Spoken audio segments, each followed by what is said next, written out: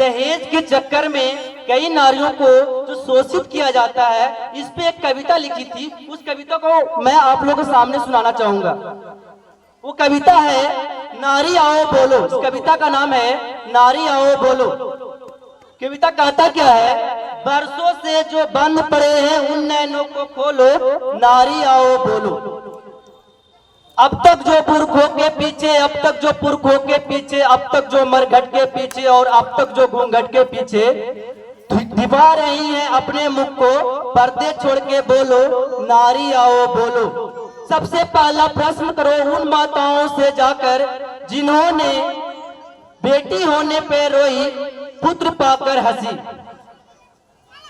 और क्या कहता है, नारी होकर नारी को ही छोटा समझा सबने, नारी होकर नारी को ही लगी क्यों चुभने। भेद किया क्यों तुमने जब ना भेद किया था रब ने, नंगा भेज दिया दोनों को तो कुदरत ने।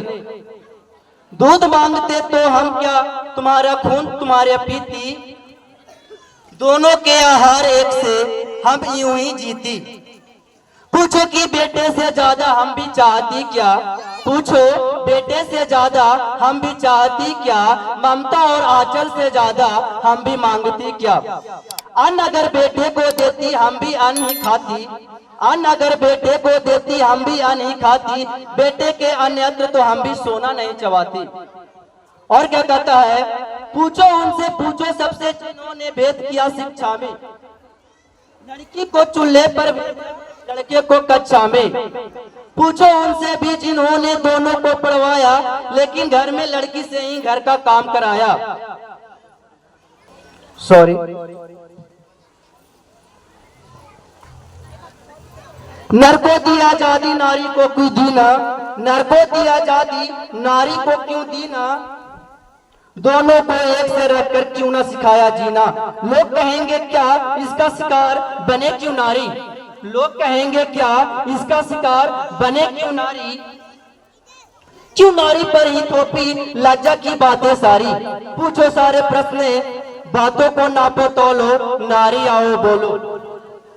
अगला प्रश्न करो समाज से, अगला प्रश्न करो समाज से,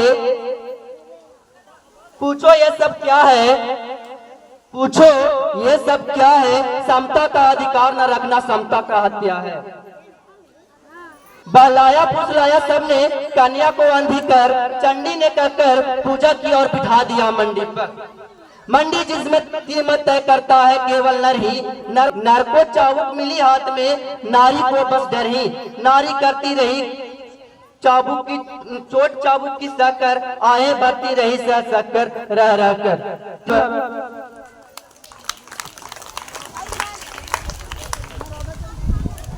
Very, very thank you, Hitesh sir, for this powerful speech.